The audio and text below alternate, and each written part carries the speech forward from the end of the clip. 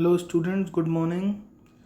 Today I am going to teach you the first topic of your supplementary reader, the tiny teacher. Tiny means small, very small, and teacher. So, tiny teacher here, we are not talking about any teacher basically. Teacher is one from which we can learn. So anyone from who we can learn something, that is a teacher.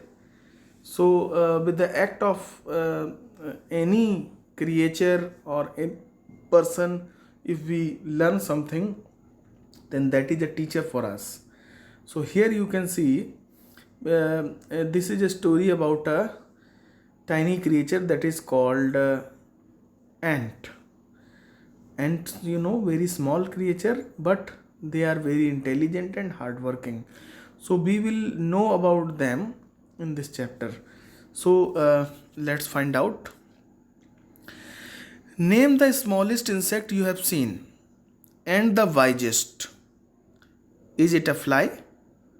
No, it isn't. Is it the mosquito? No, not the mosquito. Then it must be the worm. No, none of these. It is the ant, the commonest, the smallest, but the wisest insect. Ant, cheaty. The story of an ant's life sounds almost untrue.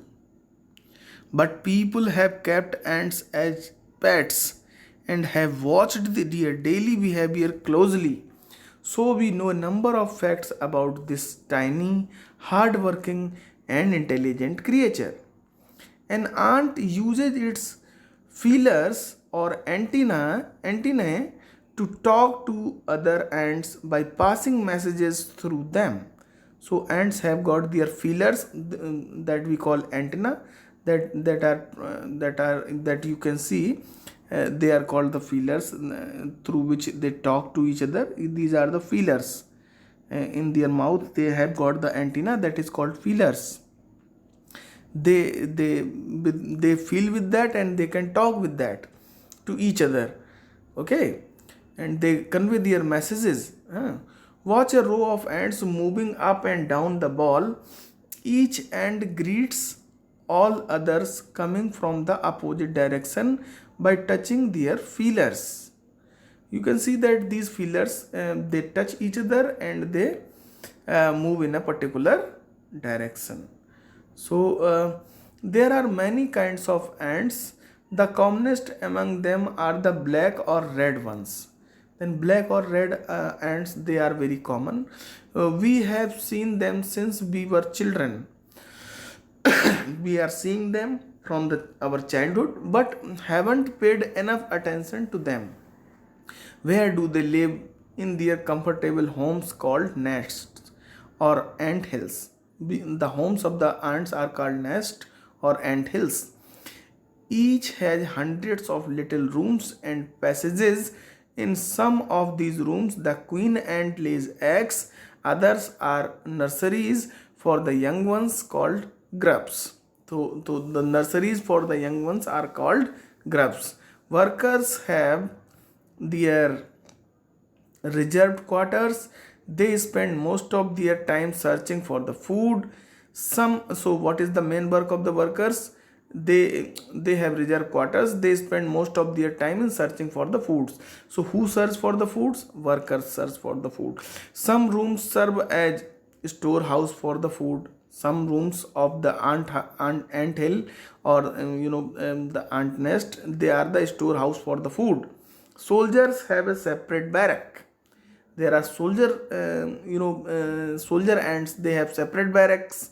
No worker has ever tried to live in the soldier's house. No soldier has ever gone out searching for food. Means soldiers don't go for search food. They live in their separate barracks, and workers are not allowed to live in the barracks of the soldiers. No worker or soldiers or cleaners has ever harmed a grub.